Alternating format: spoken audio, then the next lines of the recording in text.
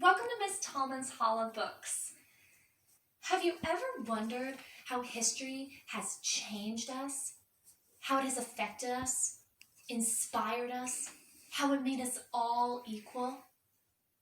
Well, imagine a time of history where equality was a major issue. This time took place from the early 1940s to the 1960s. Those 20 years of history had experienced the evils of segregation, limited restrictions based on race, to the glorious revelations of the civil rights movement, where equality was the treasure to fight for. If you think about it, these times were based off of the theme of good triumphing over evil. So take these words into consideration. You have segregation, civil rights, good versus evil. What do these words mean to you? And how are they being defined today? If you want to know the answers to those questions, then come follow me as we explore 3 books that describes the theme of good triumphing over evil. Infinite Hope, A Black Artist's Journey from World War II to Peace by Ashley Bryan. The Port Chicago 50, Disaster, Mutiny, and the Right for Civil Rights by Steve Sheinkin. And March, Book 1 by Congressman John Lewis.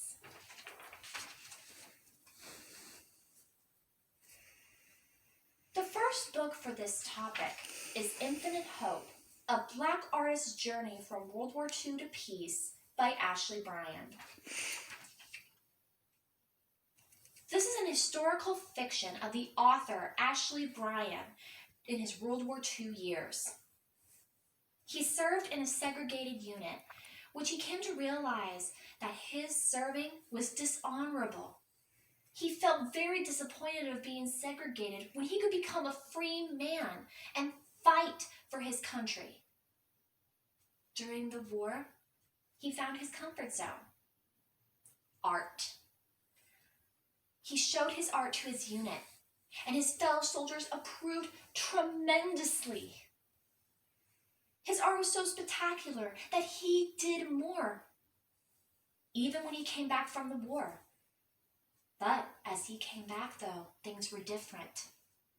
Nobody took him into consideration for his duties in the war. He was treated with disrespect. He wanted to have the respect and honor that everybody else had. He took upon the idea of civil rights. Now, you might be asking how he achieved those rights. You want to take a guess? You guessed it. His art. His art made him feel safe and presentable. He wanted to present it to others, to show them how freedom can be achieved. If you want to learn more about this wonderful World War II veteran and artist, check out Infinite Hope, A Black Artist's Journey from World War II to Peace by Ashley Bryan. The second book is The Port Chicago 50, Disaster, Mutiny, and the Right for Civil Rights by Steve Sheinkin. Imagine this: bombs flying over Pearl Harbor, U.S. patriotism, and Uncle Sam calling on you to serve. All young men and teenager boys received the message to fight, including blacks. While some blacks were taken out to sea, others were stationed at land. One example of those groups of men who stayed on land were known as the Port Chicago 50.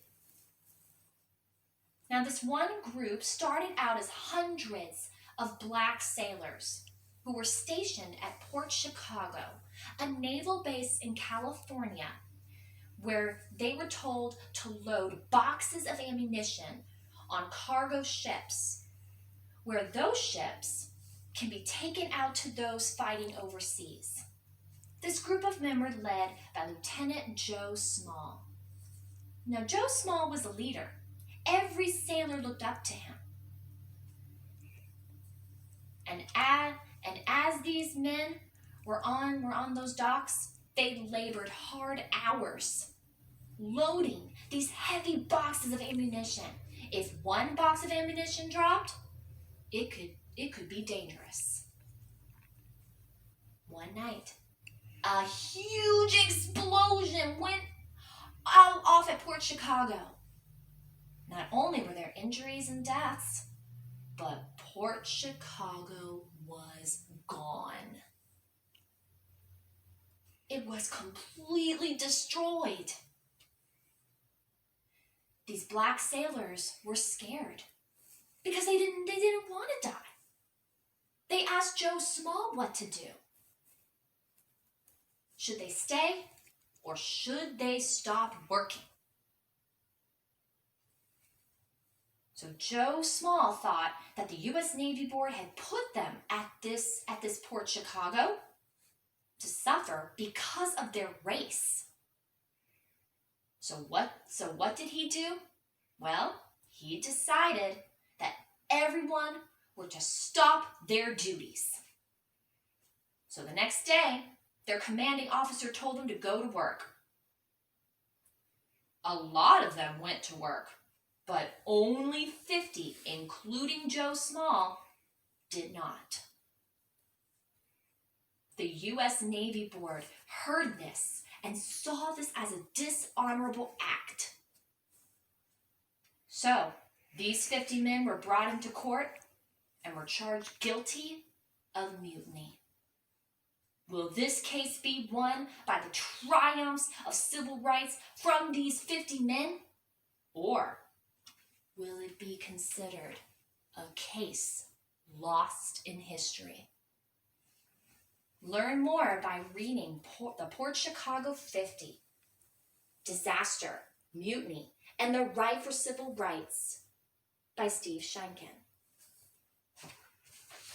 The third and final book is called March Book 1 by Congressman John Lewis, and it's illustrated by Andrew Iden and Nate Powell. The story first took place in 2009 when Barack Obama was about to become the President of the United States. Congressman John Lewis was one of the many speakers chosen to speak for the President-elect. He was getting ready to go to the inauguration ceremony until a family, a mother with 2 boys, had entered into his office. They were so excited to see him that one of the boys asked the congressman how he became the man that he was today. Then, Congressman John Lewis starts to unfold his story. His story had begun with the congressman telling his story of him as a young boy in the 1950s. He lived in the South, where he suffered through the tragedies of segregation, living through rules based on color and race. As those terrors were spreading, John wanted to stop it. Then the story moves forward to the 1960s. He went to college with the spirit of civil rights ringing in his heart. He participated in civil rights activism, including local diner sit-ins and marches, even marching with Dr. Martin Luther King Jr. himself. If you want to learn more about this incredible man's journey and how it all started, then check out March Book 1 by Congressman John Lewis. So, if we look at these stories up close, you can easily tell that segregation was horrible. It was one of the most evil times in American history.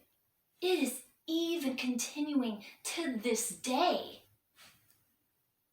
Now, in the past, it was spreading like wildfire. Something needed to be done. The civil rights movement was the ticket to success. This was the good triumphing over the evil. Civil rights taking down segregation. All it takes is one person or many to make a difference. So do not forget to check out Infinite Hope, a Black artist's journey from World War II to peace by Ashley Bryan. The Port Chicago 50, Disaster, Mutiny, and the Right for Civil Rights by Steve Shankin.